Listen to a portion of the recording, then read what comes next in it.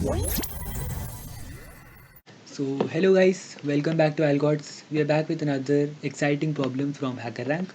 And in this problem we are given an integer array and an integer m, and we need to calculate the maximum subarray sum in this array modulo m. So let's look at the modulo operation first. Now what the modulo operation is, that let us look at an example. Suppose we need to calculate 3 modulo 15. So what this means is that we need to calculate the remainder when 3 is divided by 15, and in this case it is 3. Or we can also say that it is the difference between 3 and the largest multiple of 15 smaller than 3. In this case it is 0 and the answer is still 3. Now suppose we need to calculate 22 modulo 15. We follow the same approach. We subtract from 22 the largest multiple of 15 smaller than 22, that is 15 itself, so the answer is 7. Suppose we had something like minus 8 modulo 15. So again the approach is the same. We subtract the largest multiple of 15 smaller than minus 8, which is minus 15 in this case, and the answer is 7. So now let us look at another property, that this answer that we obtain would always be smaller than 15, because if we are the calculating the modulus with respect to 15, so basically the answer of any number modulo m would be always less than m.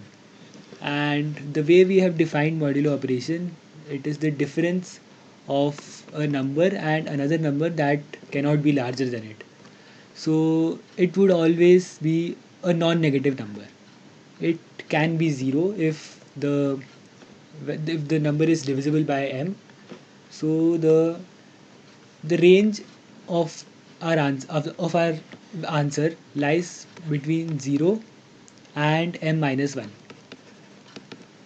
So this is the range where our answer would lie if we are taking the modulo with respect to m. So these were a few important properties based for the modulo operation. Now let us look at the problem. We need to calculate the maximum subarray sum modulo m. So let us first look at the case, the more familiar case, where we need to simply calculate the maximum subarray sum. So in this case we can apply a beautiful algorithm, and let us see how this works. We calculate the cumulative sum as long as the sum remains positive, and if it becomes negative then we discard the sum, and from that point we start calculating the sum freshly from 0. So in this case 3 plus 3 is 6, 6 plus 4 10, then a 15, 21, 28, 20, 22, 34, 34 plus 11 is 43. And finally we need to look at the maximum value that we have arrived at in this process, and in this case the answer is 43. So our answer to this maximum subarray sum problem is 43. But this cannot be simply done if we are dealing with the modulus operation as well, because the modulus operation basically wraps around the value of the modulus. So basically a modulus m is equal to a plus m modulo m, and this is obvious, and we can also verify it by using the property that the modulus operation is distributed over the addition, that is this value would be the same as the distributing it over the addition operation, that is a mod m plus m mod m, and m mod m is 0 as we already saw, so the answer still remains the same. So because of this property we cannot just simply find the maximum value and say that it would be the answer, because the the modulos wrap around the value of m, and something sort of a cycle is formed. Now let us look at the situation as well. Now if we calculate the values modulo m and follow a similar approach, 1 modulo, let us say m is 15. 1 modulo 15 is 1, 1 plus 2 is 3, 3 modulo 15 is 3, then we have a 6, 10, 10 plus 5 is 15, 15 modulo 15 is 0, then 6, 13, 13 minus 8 is 5, 7, 7 plus 12 is 9, 19, 19 modulo 15 is 4, and finally we get a 0. So if we follow the approach that we followed in the previous problem, we would say that 13 is the maximum subarray sum modulo 15, but it is clearly not the case because this subarray, the sum of this subarray is 14 and 14 modulo 15 is 14, which is definitely greater than 13. So we were wrong here. This would not work. So let us see what we can do. Now what we have just calculated is something similar to a prefix array. It is basically just a prefix array, and what this 6 denotes is the sum of the subarray starting from the first index to up to this point, and the sum of the values modulo m. And this 5 denotes the subarray sum modulo m for the subarray starting at the first element and ending at this element. And we just saw that these subarrays may not contribute to the answer, as in this case they did not contribute to the answer. So what this means is that there is some subarray which does not start from the first element, and that is the subarray with the maximum sum modulo m. And we need to devise a method to arrive at that subarray. So suppose we have an array that starts from index, say index I plus 1, and ends at index j.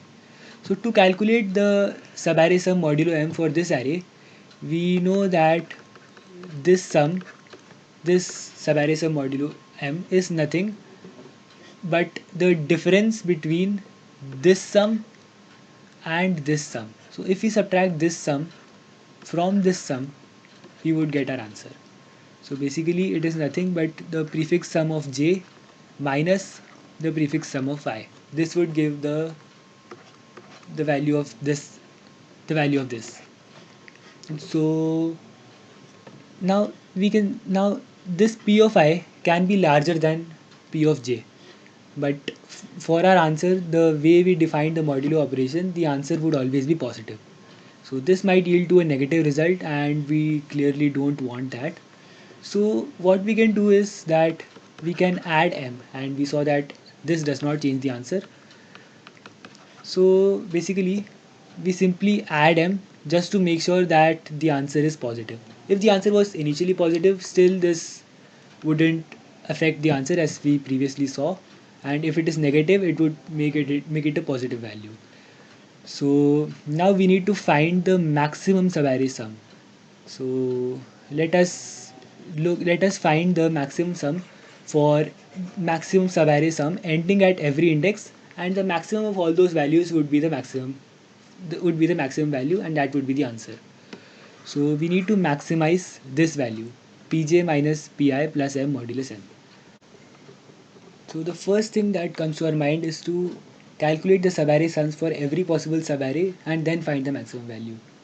We know that there can be NC2 subarrays, and this would result in NC2 comparisons. So the complexity of our algorithm would be order of n square. But the question states that the maximum size of the array can be up to 10 raised to the power 5, and in these situations our solution is likely to time out. So this is not such a good approach to solve this problem. Now let us see where we are making some unnecessary comparisons and how to eliminate them. Now let us consider the subarrays that are ending at the 6th index. The value 13 corresponds to the sum of that subarray that starts from the 0th index and ends at the 6th index. And to find the value of any other subarray ending at 6, we need to subtract one of these values from 13, and that would give us the subarray sum for that corresponding subarray. Now if we look at these values, all of them are smaller than 13 and they are definitely positive, as we already saw. So subtracting them from 13 can never yield a result that is greater than 13. And as we are dealing with the and as we want the maximum possible sum, these operations are unnecessary, because it is highly unlikely to get, it is literally impossible to get a value greater than 13 by subtracting some smaller positive number from it. So we can avoid these comparisons, and we can subtract only that value which is greater than 13. In this case, there is no value greater than 13. So let us look at the subarrays ending at the 7th index. Now, if we look at this value and if we consider this subarray, we would have to subtract 6 from 5. So 5 minus 6 plus 15 modulus 15. So this would give us a value 14, and that is definitely greater than this value 5. So these are the subarrays that we need to consider. So and one more thing, that the smallest number that is greater than 5 would result in the largest value. Now see, if we consider the value 13, 5 minus 13 plus 15 modulus 15 would definitely give the value 7, which is greater than 5, but it is not the largest such possible value. If we subtract 10 from 5, we would get a larger value. We would get 10, that is greater than 7. So the smaller the number that we are subtracting from 5, the greater the answer. So we need to subtract the smallest number greater than 5 from 5 to get the maximum value. So now, with these things in mind, let us calculate the prefix sum array one more time. Now, firstly there is a 1, and then 1 plus 2 is 3. Now there is no number greater than 3 to the left of 3, so we do not need to consider anything. 3 is the maximum value ending at 1. Now next we get a 6, there is no value greater than 6. Next there is a 10, there is no value greater than 10. Now 10 plus 5 modulus 15 is 0. Now the smallest value greater than 0 in this array is a 1. So we need to subtract 1 from 0 and add 15 to it. So this results in 14. So 14 is the maximum subarray sum ending at the 4th index. Now one more thing that we need to consider is that to get this next greater element, we need to maintain some sorted data structure so that we can efficiently get the value. Now if we maintain a sorted array, the get operation would work in logarithmic time if we apply something called the binary search, but the insertion operation cannot be performed in logarithmic time. It would take linear time, which would push the complexity of an algorithm back to order of n square. So there is no benefit of doing this. Instead of a sorted array, if we maintained a binary search tree, so both the fetch operation and the insertion operation works in order of h, which is the height of the tree. So this seems good initially, but if the tree gets skewed, then both these operations would work in linear time, which would again push the algorithm towards n square complexity. So we need to maintain a balanced tree. So we can either implement an AVL tree or a red black tree or any other self balancing tree, and then both these operations would work in logarithmic time because the height of the tree would be somewhat similar to log n. So this is what we require. Both fetch and insertion operations can be performed in logarithmic time. So in many languages this can be performed using sets. So we won't go deep into that detail. Now let us continue with our prefix sum arrays. Now 0 plus 6 is 6. The smallest element greater than 6 in this array is 10, and 6 minus 10 plus 15 would give us an 11. So 11 is the maximum value ending at the 5th index. The next number 6 plus 7 is 13. There is no value greater than 13. Now the next number is 5. The smallest number greater than 5 is 6. So 5 minus 6 plus 1 6 plus 15 modulus 15 gives a 14. Now the next number is 7. The smallest value greater than 7 is 10. So 7 minus 10 plus 15, that would give some value. I think it is 12. And the next number is 4. The smallest value greater than 4 is 5. So 4 minus 5 plus 15 modulus 15 gives us a 14. And finally the value is 0. And the smallest number is 1, so 0 minus 1 plus 15 modulus 15 gives a 14. So as we can see, the maximum value that we arrived at in this process is a 14, and that is the maximum subarray sum modulo 15 in this case. So I hope you understood what we are doing here, and the important part of this algorithm is the use of a self-balancing tree, which makes sure that our algorithm works in n log n time complexity, which is permissible as far as the constraints in this question are concerned. So I hope you enjoyed the solution to this problem, and if you like this video, do share it and subscribe to our channel Algots, and thank you for watching this video.